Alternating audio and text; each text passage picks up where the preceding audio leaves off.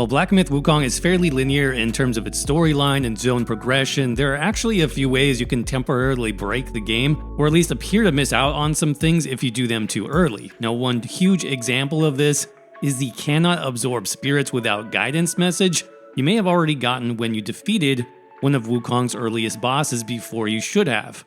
In this video, I'll explain exactly what this message means and how to fix it, so let's get right into it. Okay, so first off, you'll get this confusing message in likely one or two places early on in Black Myth Wukong. The first instance is if you're able to defeat the optional Wandering White boss in the first major zone of the game, called the Forest of Wolves, in the area outside the forest. Now again, this boss is completely optional and is actually pretty difficult, especially for early on in the game, so most players choose to run right past him. Now I do have a guide on the channel if you need help in defeating him.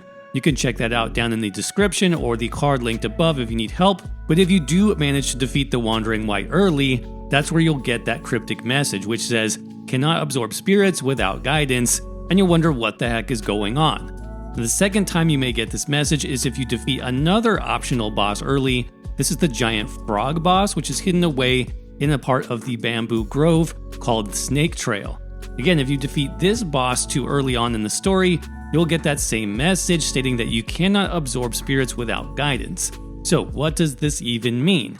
Well, these two bosses are in fact special. Specifically, they are spirit bosses, which means when you defeat them, you get an equipable item called a spirit, which grants you special attacks with a long cooldown, similar to an ultimate ability, for example, but it also gives you passive bonuses as well for equipping it. So these spirits are really powerful. Now there's plenty of other spirit bosses in the game as well, so you'll keep adding these to your collection over time, and you always want one equipped for that special move and the passive bonus. They don't actually get the instructions on how to use spirits until you venture into the bamboo grove area called Snake Trail, and you meet the wise old man with the giant gourd on his back. So he will talk to you for a bit about lost souls and how to set them free, and then embed that same power into your gourd called Spirit Absorption.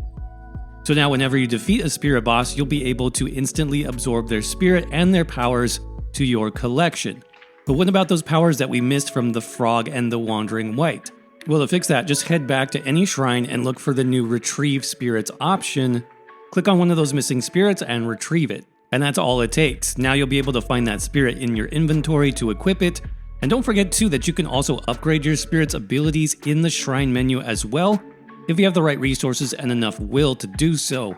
Now personally, I do really like the Wandering White spirit for the early game, not so much for his ability, which can be a little bit hard to land on bosses, but for the passive bonus that you get of plus 20 armor, which makes you take much less damage overall and helps a lot with your survivability. So if you need help with that boss, just click on the video on your screen next, and I will see you there.